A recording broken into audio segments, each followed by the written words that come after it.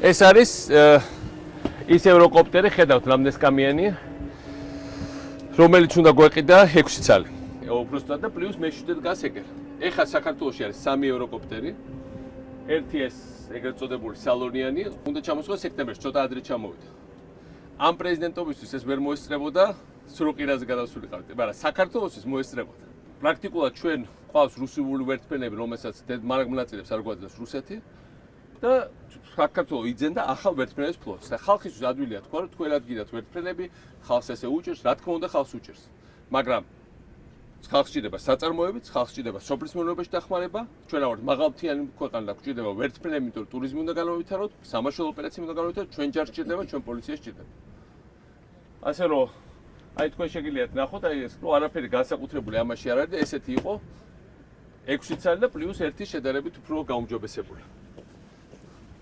აი ეს არის სიმაღლეებზე ასვლის რეკორდსმენი. მე მინდა ვთქვა, რომ და ამაზე მე ნაფრენი ვარ, ესე იგი, საქართველოს ჩვენ ყავდა ერთი ძველი ნახმარი ევროკოპტერი ვიყიდეთ ჩარშა, ყოველ კვირას ხუჭდებოდა. ახალს აქ ის რომ ახალი სპეროდ პრიაფჭდება, აქ ჩამოვა მარაგნაწილებით, ფრინავების მომზადებით და ყველაფერით. თან ეს არის ძალიან რამდენიმე ათწლეულიანი კრედიტი, ეს არ არის ეხა საქართველოს პრაქტიკულად ძალიან ცოტა გადასახდა.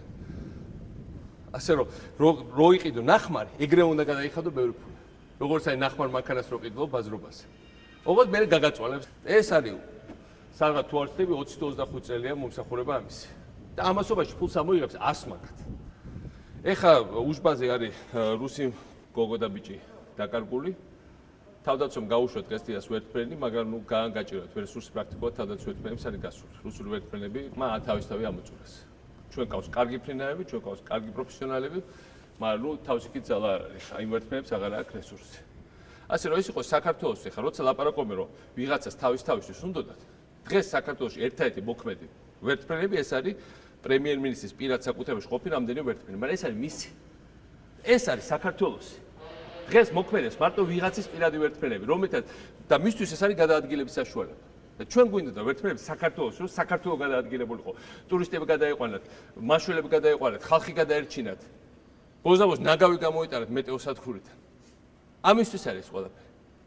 ასე რომ აქ სპეკულაცია, აქ ჯიბში კი არ უნდა ჩაუდგეთ ერთმანეთს.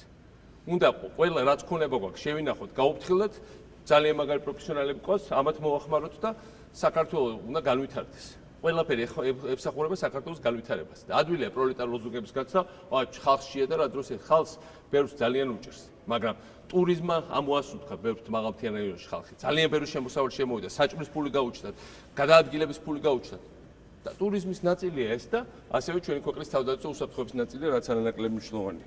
არ არის საჭირო ეხლა ზედმეტი, უნდა აუცილებლად დამატებით 3-იც, როგორც არის კონტრაქტით ჩამოვიყვანოთ და გაგვიჩნდება ამ შემთხვევაში ჩვენ გვეყოლება ესენი 6, მე-7 და მე-8 ნახმარი ევროკოპტერი. 8 ცალი ევროპული მანქანა გვეყოლება. საქართველოს ეს არის ფლოტი. სამხედრო შესაძლებლობები. და რა თქმა უნდა, და ეს ნიშნავს, რომ ეს გამოიყენება სამხედრო ოპერაციებში, ყველანაირ ოპერაციებში და ეს გაყვება შემდეგ 40-50 წელიწად. ეს არის საქართველოს პრეზიდენტები გამოიცვლებიან, პრემიერები გამოიცვლებიან, ჭირს მოსჭამს ყველა. ესენი დარჩებიან. აი ამაზე თქვენს რომ ეს არის ფუფუნების წყარო. და 10-ის კამი. თქვენს რომ ერთ კაცია მორგებული, 14-ის კამი ყველა ერთად. განაერთად ერთ კაცი მორგებული.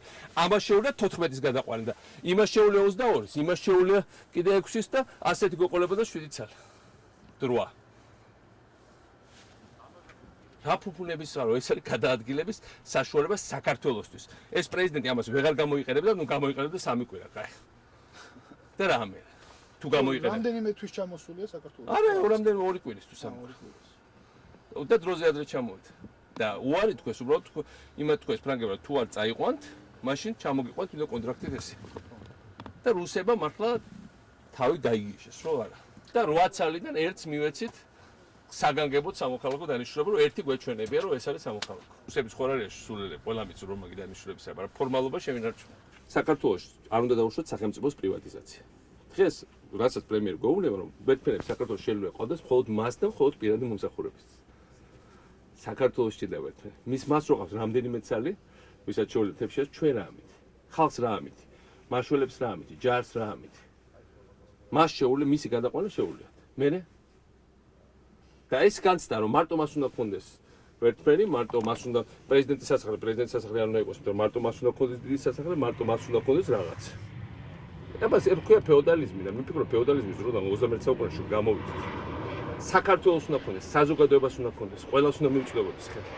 და არა ცალკე აღებულ მილიარდერს, პრემიერ-მინისტრს, პრეზიდენტს თუ ვინმეს. ეს არის ამოცანა და ჩვენ ჩამოვყენთ ხალხისთვის. და ხალხს უნდა დარჩეს. აი ეს არის ნახმარი, რასაც ესეთი ძახე. ნახმარი ვიყიდეთ ჩვენ შარშანზე, რო გვეჩქარებოდა და ამ ფრაგმენტს ვერ დაველოდეთ, იმიტომ რომ სამაშო რესურსი გავიდა ყველას. ყოველ კვირაში ფუჭდება. აი ეს გვიჭდება სამჯერ ძვირი ნახმარი. ვიდრე ის გვიჭდება ახალი რო მოდიო, იმიტომ რომ იმახას თან დიდხანს არაფერი არ ჭირდება და ამიტომ შეგვიძლია ბევრი ესე ჯართ ჩამოვიყვანოთ. რა დანიშნულების არის? ეს არის გადაყვანა, ნუ ჩვეულებრივი საერთო დანიშნულების არის. სამაშველოს, ჯარის გადაყვანა, პოლიციის ზარობის გადაყვანა. მაგრამ აი ეს ჩამოვიყვანეთ მალაზიიდან. დაგვიჭდა იაფი, მაგრამ მე გაჩერდა. მაგრამ ეხლა რომ ახლებით ჩამოვიყვანეთ, მომსახურების დეტალები რომ ჩამოვიყვანეთ, ბაზარ რო შევქვეთ, მე უკვე ამის მომსახურებასაც ვიხდება. და თუ იმაზე უარსვალოთ, მე ეს გინდა ქონია, გინდა არა. აი ესე იდგება უაზროდ. აი ეს არის, ამას ყველას მე რატო ვიძახე, რომ ეს ყველაფერი გამოცდილება დაგვიგროვდა ჩვენ. და ერთმანეთს უნდა გაუზიაროთ, ეს კი არა ჯიპში უნდა ჩავდოთ. მოუყვებოდით, გეკითხათ და ყველაფერს მივხვდებოდა.